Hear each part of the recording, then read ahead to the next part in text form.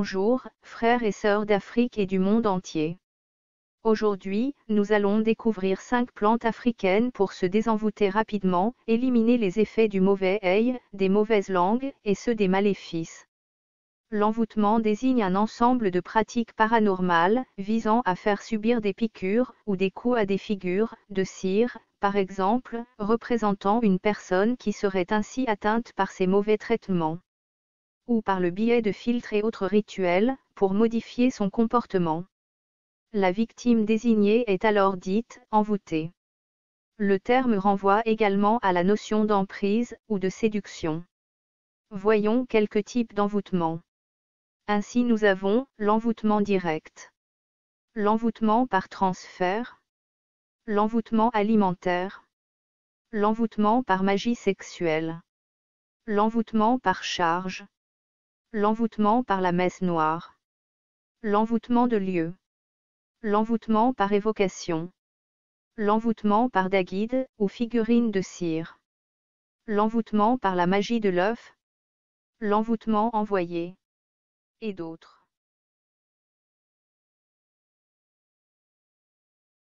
La première plante à découvrir est l'Annona sénégalensis, Annone ou pomme cannelle du Sénégal.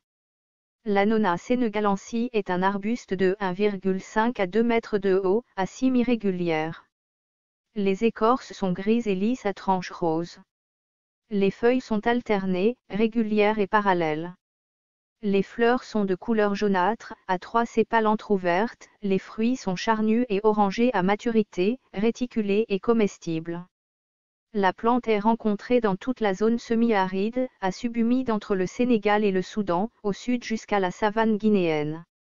Elle est en général solitaire dans les sous-bois de la savane là où la pluviométrie dépasse 600 mm. Passons aux recettes. Recette 1. Faire une décoction de 15 minutes avec une attache de racines d'Annona sénégalensis, dans 2 litres d'eau. Se baigner avec la décoction, devenue tiède. En boire d'abord 3 gorgées, puis ajouter un peu de sel gemme pour le bain. À faire pendant 7 jours. Recette 2. Verser 2 litres d'eau bouillante sur 7 racines d'Annona sénégalensis, laisser infuser pendant 20 minutes, puis se baigner avec l'infusion. À faire chaque matin, pendant une semaine.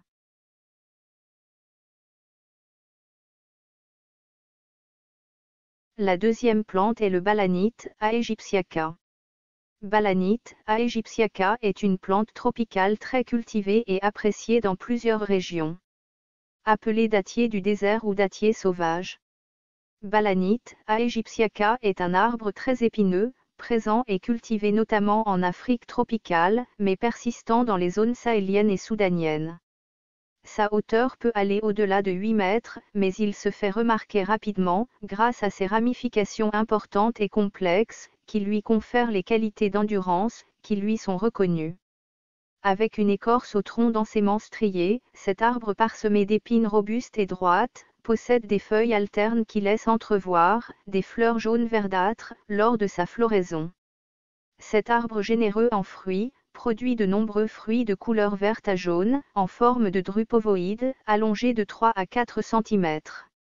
Ces fruits sont sucés comme des bonbons, pour en aspirer la pulpe, cependant après consommation, on tombe sur une amande au centre enrobée, dans une coque identifiée, comme une graine oléagineuse. Celle-ci est riche en huile très exploitée par les communautés.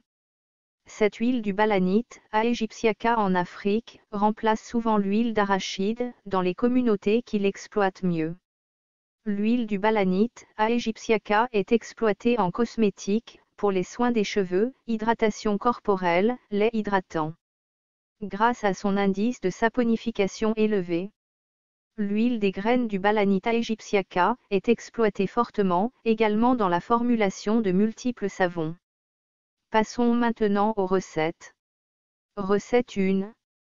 Faire bouillir une attache d'écorce de balanite Aegyptiaca, dans 2 litres d'eau, pendant 10 minutes, laisser refroidir, et boire une demi-tasse à café, le matin et le soir, après avoir mangé. Recette 2. Uniquement pour les femmes. Ajoutez dans un seau d'eau une cuillerée à soupe de poudre d'écorce de Balanita aegyptiaca et 7 colas blanches, laissez passer la nuit. Le lendemain, très tôt le matin, lavez-vous avec cette eau.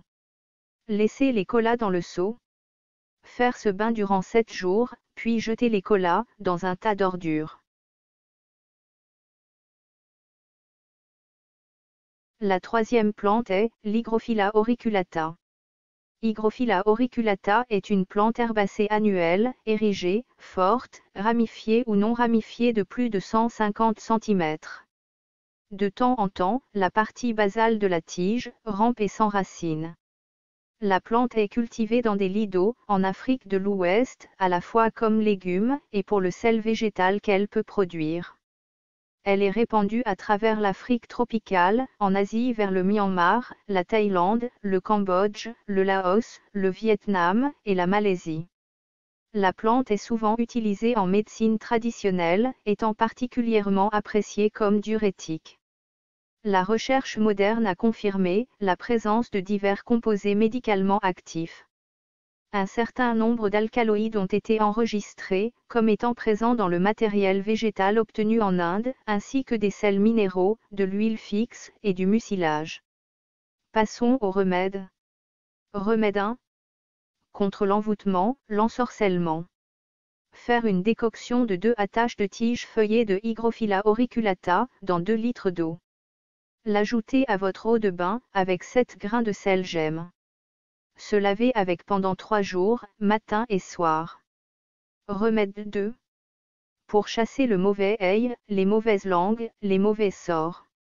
Prendre 2 bottes de tiges feuillées d'Hygrophila auriculata, les couper en petits morceaux, les faire bouillir dans 2 litres d'eau durant 5 minutes.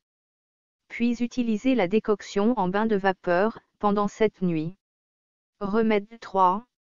Pour avoir une protection totale contre les mauvais esprits, pour éradiquer la malchance, avoir l'ouverture et la réussite financière. Réduire en poudre quelques tiges feuillées d'Hygrophila auriculata, le mélanger avec 2 pincées de poudre de clous de girofle et 3 pincées d'encens de Sambutor. Bien tamiser pour avoir une poudre fine. Ajoutez la poudre obtenue dans un parfum de votre choix. Se parfumer chaque jour avant de sortir ou en restant à la maison. Ne pas utiliser pendant la période des règles.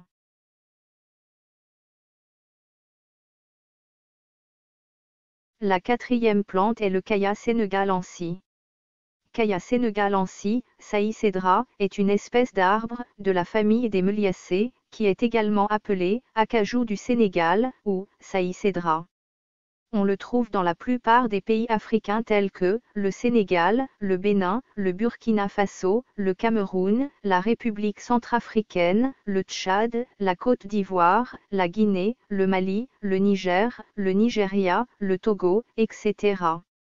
En Afrique de l'Ouest, il se reproduit naturellement dans les forêts-galeries, mais on le trouve le plus souvent comme arbre d'ombrage dans les vieilles rues coloniales des villes africaines. Les saïcédras sont de grands arbres, pouvant atteindre 30 à 35 mètres de haut, avec un fût court et trapu, qui peut avoir jusqu'à 2 mètres de diamètre. Leur écorce est grise et lisse dans les premières années, puis devient écaillée. Les feuilles sont composées pennées, avec 4 à 6 paires de folioles oblongues, de 10 cm sur 4 à 5 cm, à la pointe arrondie. Les fleurs sont pollinisées par des insectes, tels que les abeilles et les papillons de nuit. Les fruits mûrissent 3 à 5 mois après la floraison. Les arbres commencent à produire des graines après 20 à 25 ans. Le fruit est une capsule ligneuse érigée, presque globuleuse, de 4 à 6 cm de diamètre, gris pâle, à brun grisâtre, déhiscente par 4 valves, contenant de nombreuses graines discoïdes ou quadrangulaires. Fortement aplati, d'environ 2 cm x 2,5 cm, entouré d'une aile étroite, brune. Les graines de la plante ont une teneur en huile de 52,5%, composée de 65% d'acide oléique, 21% d'acide palmitique, 10% d'acide stéarique et de 4% d'autres composés acides. Passons maintenant au remède. Remède 1. Pour se désenvoûter. Réduire en poudre quelques écorces et fruits de Kaya sénégalensis. Tamiser pour avoir une fine poudre que vous mélangez à du savon noir africain. Utilisez ce savon avec une éponge traditionnelle pour votre bain quotidien. Remède 2. Pour chasser les mauvais esprits, se protéger contre les attaques mystiques, se désenvoûter rapidement et définitivement. Réduire en poudre des écorces de Kaya sénégalensis, le mélanger à 3 pincées d'encens de s'envoûteur, utilisé en fumigation chaque matin, après votre bain quotidien. C'est-à-dire, vous mettez un peu de la poudre sur du charbon ardent, vous mettez un pagne sur vous, puis vous vous penchez au-dessus de la fumée qui se dégage. Laissez la fumée bien pénétrer le corps. La durée de l'utilisation est de 7 jours.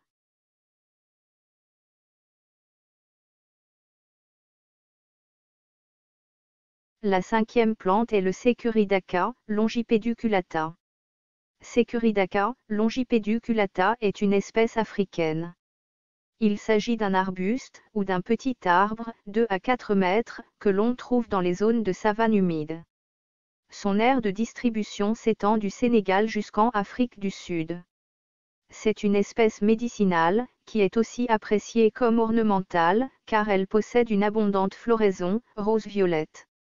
Autrefois commune, elle commence à se raréfier, étant donné son importante utilisation, comme plante médicinale. Elle ferait en effet partie des 5 espèces les plus vendues dans toute l'Afrique tropicale, à tel point que dans certains pays, les herboristes plaident pour une protection urgente de cette espèce. La racine est la partie médicinale la plus employée, avec dans une moindre mesure, les feuilles et les écorces. Passons au remède. Remède 1.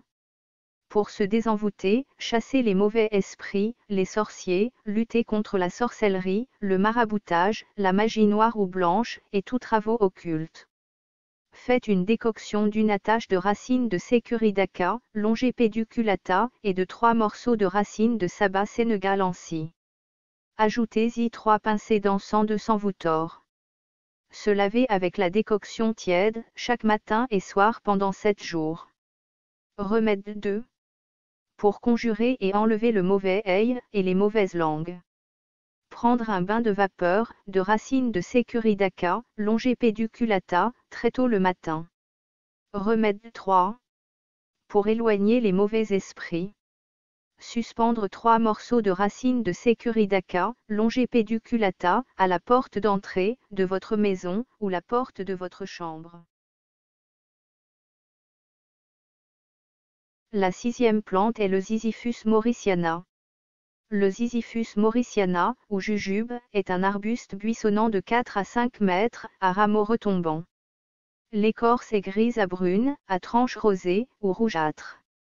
Les feuilles caduques sont alternes, très variables en forme et en taille, avec 3 nervures basales caractéristiques. Le dessus des feuilles est vert brillant, et le dessous blanchâtre et tomenteux. Les fleurs, petites, sont groupées en fascicules à la base des feuilles. Les épines sont groupées par 2 à la base des feuilles, une droite et longue, l'autre petite et recourbée, vers l'arrière. Le fruit est une drupe globuleuse, à pulpe farineuse blanchâtre comestible, dont le noyau contient 2 graines. Pour se désenvoûter. Première recette. Faire une décoction de feuilles de Ziziphus mauriciana, puis se laver avec la décoction, devenue tiède, chaque matin, durant 7 jours. Deuxième recette. Réduire en poudre 7 feuilles de Ziziphus mauriciana, puis mettre dans un récipient. Ajouter de l'eau, puis réciter les sourates protectrices, Al-Nas, Al-Falaq et Ayatul Kursiyu, 3 fois chacune, pour les adeptes de l'islam, et le psaume 3 du roi David, une fois, pour les adeptes du christianisme. Boire 3 gorgées, et se laver avec le reste. La durée des bains est de 3 jours. La 7e plante est l'hysope africaine.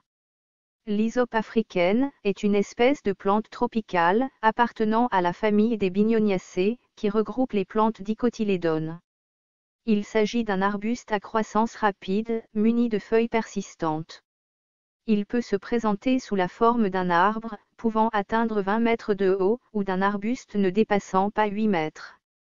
Son tronc d'arbre peut atteindre 90 cm de diamètre.